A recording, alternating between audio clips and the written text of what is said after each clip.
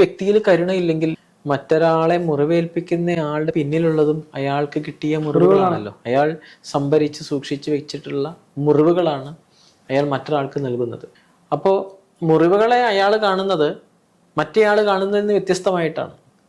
മുറിവുകൾ അയാളെ സംബന്ധിച്ച് മറ്റൊരാളുടെ വേദനയാകുമ്പോൾ അത് ഈ വ്യക്തിയെ സംബന്ധിച്ച് ഒരുപക്ഷെ ഞാൻ അയാളെ ഡോമിനേറ്റ് ചെയ്തിരിക്കുന്നു, എനിക്കൊരു ഡോമിനൻസ് അവിടെ കിട്ടിയിരിക്കുന്നു എന്ന നിലയിലാണ്. ഇയാൾക്ക് ജീവിതത്തിൽ ഈ മുറിവുകൾ നൽകിയത് ആരാണോ ആ ആളും അനുഭവിച്ചത് ഇതേ ഡോമിനൻസ് കിട്ടിയപ്പോൾ ഉണ്ടായ താൽക്കാലികമായ ഒരു സന്തോഷമാണ്. അത് ആന്തരികമായി അയാൾ അനുഭവിക്കുകയും ചെയ്യുന്നത്. ഞാൻ മറ്റൊരാളെ വേദനിപ്പിക്കുമ്പോൾ, അയാൾ വേദനിക്കുമ്പോൾ, അയാൾ ഒറ്റപ്പെട്ടിരിക്കുമ്പോൾ, ഞാൻ അയാളെ ഒറ്റപ്പെടുത്തുമ്പോൾ, ഞാൻ അയാളെ അവഗണിക്കുമ്പോൾ, ആ അവഗണന ഏറ്റുവാങ്ങി അയാൾ തളർന്നിരിക്കുമ്പോൾ ഞാൻ അനുഭവിക്കുന്നു അയാൾ എന്നാൽ വേദനിക്കപ്പെട്ടിരിക്കുന്നു. അവിടെ എനിക്കൊരു ഡോമിനൻസ് കിട്ടുവാണ്.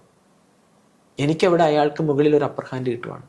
അയാൾ എനിക്ക് കീഴടങ്ങിയിരിക്കുന്നു എന്ന് ആന്തരികമായി ഈ വ്യക്തി തെറ്റായി മനസ്സിലാക്കുകയാണ്. അവിടെ അയാൾക്കൊരു ചാരിതാർത്ഥ്യം കിട്ടുന്നുണ്ട്, അത് പുറമെ പ്രകടിപ്പിക്കുന്നില്ലെങ്കിൽ പോലും. അപ്പോൾ പലപ്പോഴും വേദന എന്ന് പറയുന്നത് അയാൾക്ക് മുന്നേ കിട്ടിയിട്ടുള്ള അനുഭവങ്ങളുടെ ഒരു പകർപ്പാണ്. ആ പകർപ്പ് അയാൾ മറ്റേയാളിലേക്ക് കൊടുക്കുകയാണ് ചെയ്യുന്നത്.